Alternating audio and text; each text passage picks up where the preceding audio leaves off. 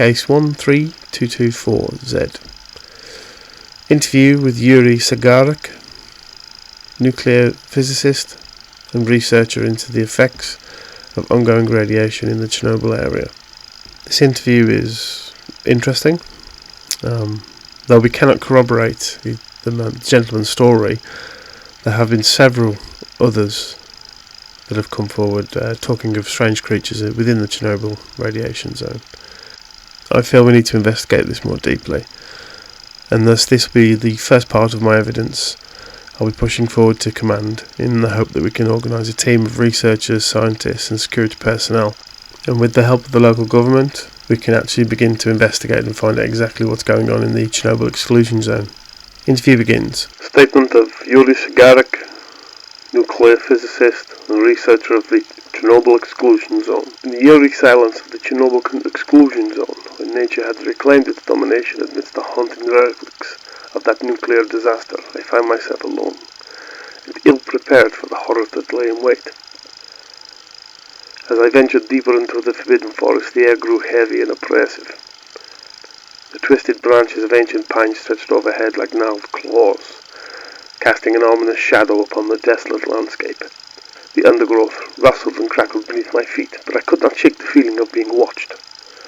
Suddenly, a piercing cry shattered the silence. I spun around, my heart pounding in my chest, and there, standing mere feet away, was the most monstrous creature I had ever laid eyes upon. Its towering form was humanoid in shape, but grotesquely disfigured. Its limbs were long and emaciated, its skin a sticky shade of green and tan. Wide translucent flaps of skin hung from its neck like loose curtains, and its jaw unhinged to reveal a gaping maw filled with rows of yellowed teeth. Fungal growths erupted from its body like grotesque tumours, oozing foul-smelling liquid. Its eyes were milky and unfocused, but they held a glimmer of malevolence that sent a chill down my spine. Without hesitation, the creature lunged at me. It grabbed hold of my arm with its razor-sharp claws, and I felt a searing pain as it tore through my flesh. I screamed and struggled, but its grip was unyielding. As it drew me closer, I could see the horrors in detail.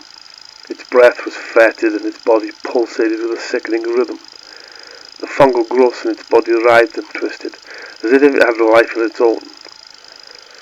It was in that moment of just sheer desperation I fumbled, found my survival knife and plunged it into the creature's eye.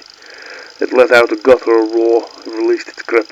I stumbled backwards over the uneven ground, and as I turned to flee I caught a glimpse of that face. It will stay with me till the end of my life. It was contorted in agony, but its eyes burned with an unholy fire. It watched me as I ran, its presence a constant reminder of the horrors that lurked in the shadows of Chernobyl. To this day I am haunted by the memory of that night. The monstrous creature, the pain it inflicted, and the sheer terror that coursed through my veins is etched into my mind forever. And as these years pass, I cannot shake the feeling that was a brush with darkness, that was merely a glimpse into a world of horrors few can even comprehend. That area is dangerous. I have told the authorities. They would not listen. So I came to you, the infamous BPD. You need to go out there and investigate, because I fear there are creatures far worse and far more terrible than the one I encountered. As previously mentioned, Yuri's statement is not the only one from the area. There have been several sightings of strange creatures, some humanoid in shape, others far more disturbing.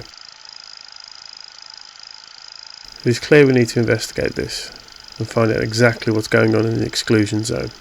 Before the BPD can agree to start an investigation and put forward a team, this message will be locked away and archived in the vaults of our London office. It is my hope they won't stay here for too long, and we can figure out exactly what is going on out there.